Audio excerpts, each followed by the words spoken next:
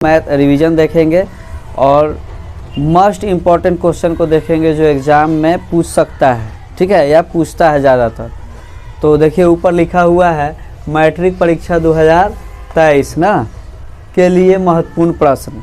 आज इसमें total math का केवल चलेगा, साइंस का तो आप लोग को करा रहे हैं, मैथ का चलेगा। आज जो है यह फर्स्ट डे है, तो फर्स्ट चैप्टर से ही सवाल हम लोग देखेंगे किस तरह से पूछ सकता है। यहाँ डिजिट चेंज हो सकता है कि डिजिट चेंज करे, लेकिन तरीका और बनाने का जो है ऐसे ही होगा और सवाल भी इस तरह से होंगे। जैसे क्वेश्चन दिया हुआ है कि अभाज्य गुणनखंड द्वारा 126 और 156 का मौसा निकाले। क्या निकाले?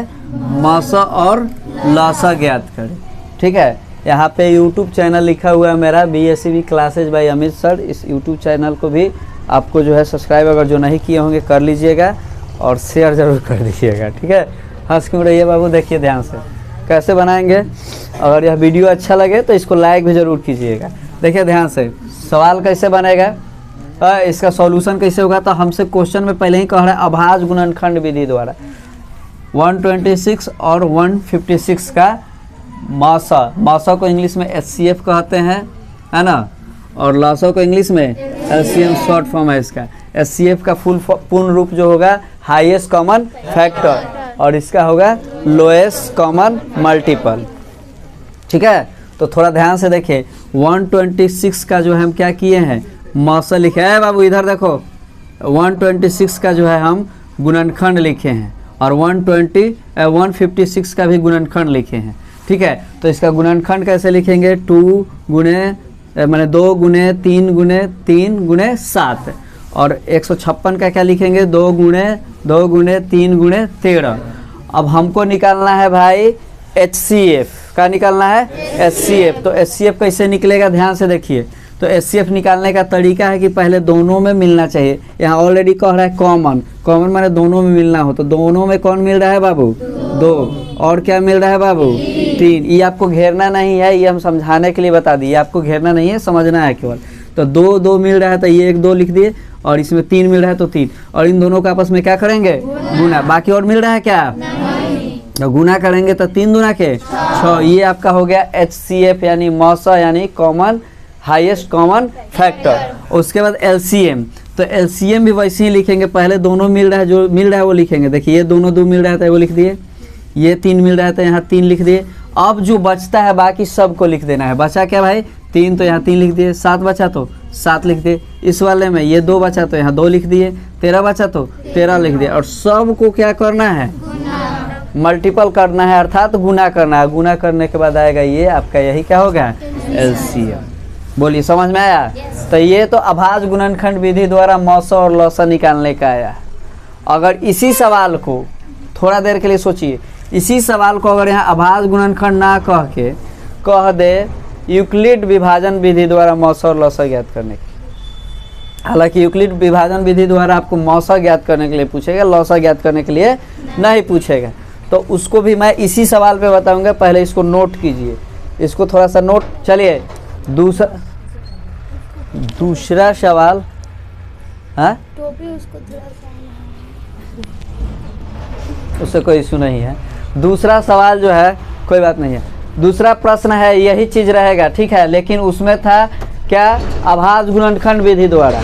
और इस बार क्वेश्चन कह रहा है यूक्लिड विभाजन विधि द्वारा 126 और 156 का मौसा। यूक्लिड विभाजन विधि द्वारा आपको मौसा ज्ञात करने के लिए देगा। क्या ज्ञात करने के लिए देगा, इधर देखो, इधर पढ़ाई करते हो कहाँ, आंगनबाड़ी में। अच्छा देखिए इधर बात इधर ध्यान देना है। क्वेश्चन हम इधर बता रहे हैं तो आप इधर ध्यान दीजिए क्वेश्चन पे, ठीक है। क्वेश्चन पे ध्यान दो।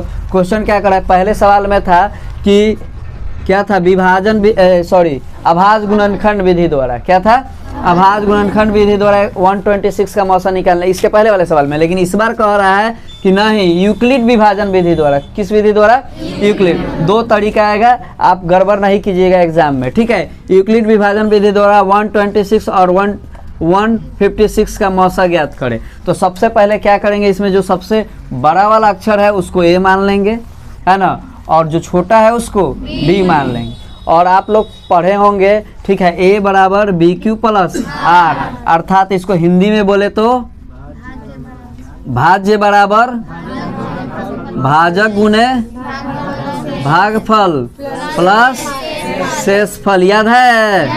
सेम वही चीज भाई इस पे, ये देखिए तो इस सेट कर रहा है इस पे।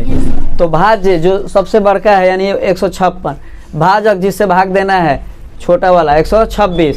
अब बताइए तो 156 लाने के लिए 126 में कितना भाग गुना करेंगे और कितना जोड़ेंगे कि 156 आएगा। तो 126 में 1 से मल्टीपल करेंगे तो 126, अब 20 जोड़ेंगे तो 156, सॉरी 30 जोड़ेंगे तो कितना आएगा 30 है, हाँ 30 जोड़ेंगे तो 156।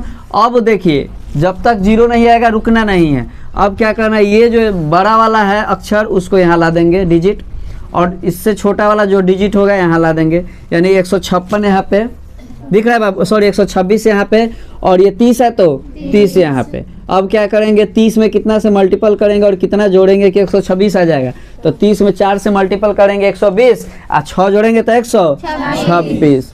अब इसमें भी वही कहानी है, इसमें जो बड़ा वाला डिजिट है उसको यहाँ ला देंगे और इससे जो छोटा वाला डिजिट है यहाँ मल्टीपल में लाएंगे, यानी जो शेष बचता है उसको यहाँ पे लाएंगे। शेष बच रहा है लाए हैं, देख रहे हैं ना, शेष बचता है यहाँ लाए हैं। अब बताइए कि 6 में कितना से मल्टीपल करेंगे 30 आएगा, 5 6 5 30। अब तो कुछ नहीं बच रहा है, कुछ नहीं बच रहा है तो क्या लिखेंगे शेषफल में 0, अर्थात अब हमको इसके आगे नहीं बढ़ना। जिस चीज से भाग लगाने के बाद 30 आ जा रहा है, किससे आ रहा है 6 से, यही क्या होगा इसका HCF। समझ में आया? तो यह था आपका यूक्लिड विभाजन विधि और इसके पहले था अभाज्य गुणनखंड विधि। एक बात और याद रखिएगा आप लोग, है ना, पहली संख्या गुणे दूसरी संख्या बराबर LCM गुणे HCF होता है। हाँ, ये वाला फार्मूला आप याद रखिएगा, ऑब्जेक्टिव आपका क्लियर हो जाएगा। Hello listen, don't talk to each other, okay. अगर इस तरह का ये वाला अगर आप फार्मूला याद रखते हैं तो आपका जो है ऑब्जेक्टिव 1-2 बन जाएगा। कैसे बनेगा भाई, मान लीजिए कि 2 संख्या दिया रहेगा पहली और दूसरी, अगर उसमें LCM के मान दिया रहेगा, HCF पूछेगा तो ये मल्टीपल में इधर आएगा तो डिवाइड में, तो इधर क्या बच जाएगा HCF। अब भाग देंगे, काट कूट करेंगे, गुना करेंगे, HCF का मान नहीं आ जाएगा। अगर उसी तरह से 2 संख्या दिया रहे और HCF का मान दिया रहे तो LCM निकालने के लिए बोलेगा तो HCF इधर ला देंगे, मल्टीपल से भाग में लाएंगे, काट कूट करेंगे, आ जाएगा ना। उसी तरह से अगर LCM का मान दिया हो, HCF का मान दिया हो, पहली संख्या दिया हो और दूसरी निकालना हो तो इसको उधर गुना में भेज देंगे, कट जाएगा, हो जाएगा ना। तो ये वाला फार्मूला याद रखिएगा, आसानी से बनेगा और ये वाले फार्मूले से यूक्लिड विभाजन विधि द्वारा बनेगा। ठीक है, तो जल्दी से इसको नोट कीजिए, आगे देखते हैं। ठीक, देखिए अरे बाबू, सवाल नंबर 3 ध्यान से सुनो, बाद में लिखना, देखो इधर। क्वेश्चन नंबर 3 है, बोल रहा है कि द्विघात समीकरण द्वारा, है ना, 3√3x² प्लस 10x प्लस √3 बराबर 0 का विवेचक, विवेचक कहिए अच्छा है, विवेतकर कहिए, एक ही बात है। आई निश्चित रूप से 2 आएगा, 2 दूना के 4 नंबर, एकदम फिक्स है 4 नंबर आएगा। देख लो बाबुआ, गौर से देखो ध्यान से, 2 प्रश्न आएगा, 2 और 2 नंबर का रहेगा तो 2 दूना के 4 नंबर, ये आपके हाथ का है ना। ध्यान से देखिए, महत्वपूर्ण रूप से एकदम महत्वपूर्ण क्वेश्चन है, एकदम मुख्य रूप से क्वेश्चन इस टाइप का आएगा एग्जाम में। हम ही नहीं कर रहे कि यही आएगा, लेकिन इसी टाइप का आएगा, यह निश्चित है। अगर नहीं आएगा तो हम कोचिंग पढ़ाना बंद कर देंगे, लाइव बोल रहे हैं वीडियो में। हाँ, आएगा ही। तो ध्यान से देखिए, कह रहा है कि द्विघात समीकरण, हो सकता है कि ऑब्जेक्टिव में भी पूछ दे, ठीक है, तो इस तरह से बनाइएगा। द्विघात समीकरण 3√3x² प्लस 10x प्लस 3 बराबर 0 का विवेचक अर्थात विविध कर ज्ञात करें। आपको देखिए क्या दिया हुआ है, हल में लिखना है, दिया हुआ है ये 3√3x² प्लस 10x प्लस √3 बराबर 0। यहाँ पे देखिए इसको a मान लेना है, यहाँ पे हम लिखे हुए हैं, देखिए इधर देखो बाबू, सबको a बराबर ये मान लेना है, इसको b मान लेना है। देखिए b दिया हुआ है, माने x² के जो मान में होगा वह a, x के मान में जो होगा वह b, और बिना किसी चर राशि के साथ में होगा वह c।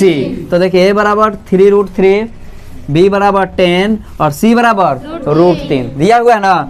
विवेचक का फॉर्मूला यही होता है, d बराबर b² माइनस 4ac, d बराबर b² माइनस 4ac। गौर से देखिए यहाँ ध्यान से, तो बी के जगह कितना दिया हुआ जी 10, 10 का स्क्वायर करेंगे 10 दाएं 100, माइनस है तो 4 के 4 और a के बदले 3√3, देखिए a के बदले 3√3 और c के बदले √3, तो 4 का 4 और 3 का 3 और √3 में √3 से गुना कराएंगे ना तो केवल 3 आता है, पता है ना आपको।